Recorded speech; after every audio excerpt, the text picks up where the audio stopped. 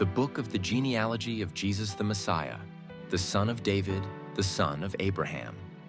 Abraham was the father of Isaac, and Isaac the father of Jacob, and Jacob the father of Judah and his brothers, and Judah the father of Perez and Zerah by Tamar, and Perez the father of Hezron, and Hezron the father of Aram, and Aram the father of Amminadab, and Amminadab the father of Nahshon, and Nahshon the father of Salmon, and Salmon the father of Boaz by Rahab, and Boaz the father of Obed by Ruth, and Obed the father of Jesse, and Jesse the father of King David.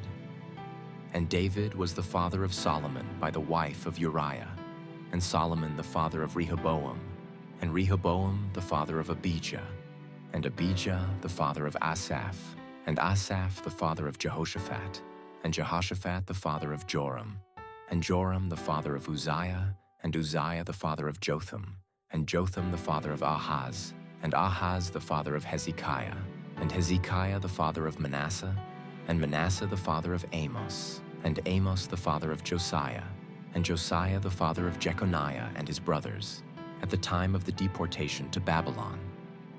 And after the deportation to Babylon, Jeconiah was the father of Salathiel, and Salathiel the father of Zerubbabel, and Zerubbabel the father of Abiud, and Abiud the father of Eliakim, and Eliakim the father of Azor, and Azor the father of Zadok, and Zadok the father of Achim, and Achim the father of Eliud, and Eliud the father of Eleazar, and Eleazar the father of Mathan, and Mathan the father of Jacob, and Jacob the father of Joseph the husband of Mary, of whom Jesus was born, who is called the Messiah.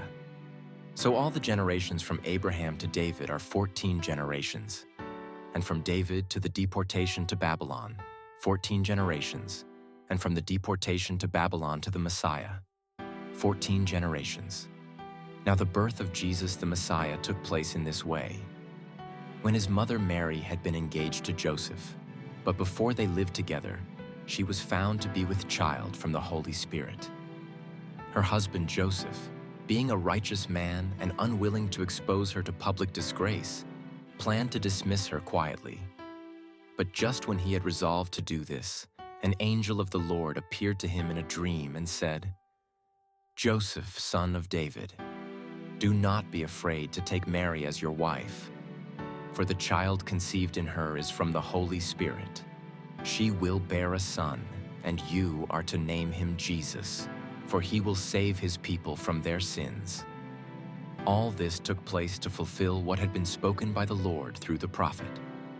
"Look, the virgin shall conceive and bear a son, and they shall name him Emmanuel," which means, God is with us. When Joseph awoke from sleep, he did as the angel of the Lord commanded him.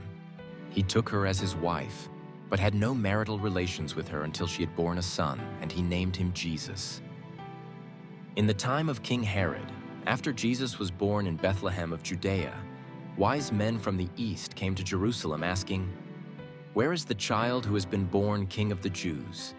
For we observed his star at its rising and have come to pay him homage."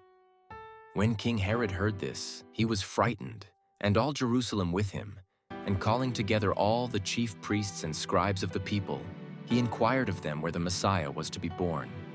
They told him, "In Bethlehem of Judea, for so it has been written by the prophet. And you, Bethlehem, in the land of Judah, are by no means least among the rulers of Judah. For from you shall come a ruler who is to shepherd my people Israel."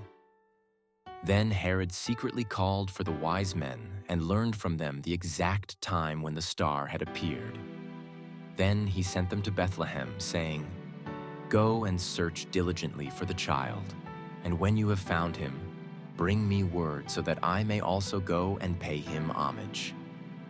When they had heard the king, they set out, and there, ahead of them, went the star that they had seen at its rising, until it stopped over the place where the child was. When they saw that the star had stopped, they were overwhelmed with joy. On entering the house, they saw the child with Mary his mother, and they knelt down and paid him homage.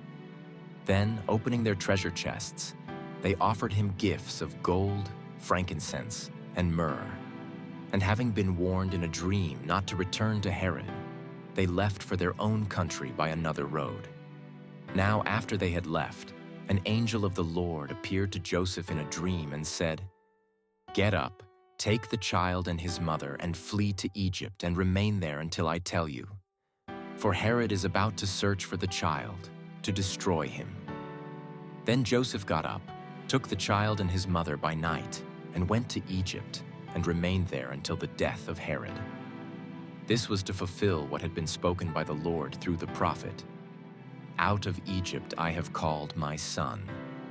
When Herod saw that he had been tricked by the wise men, he was infuriated, and he sent and killed all the children in and around Bethlehem who were 2 years old or under, according to the time that he had learned from the wise men. Then was fulfilled what had been spoken through the prophet Jeremiah.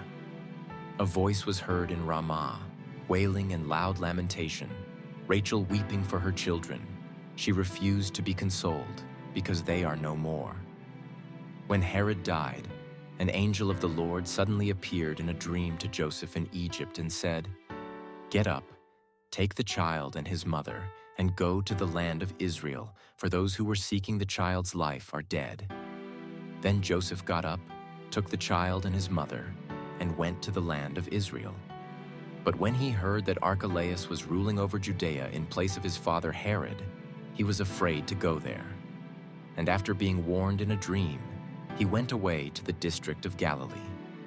There he made his home in a town called Nazareth, so that what had been spoken through the prophets might be fulfilled, "He will be called a Nazorian."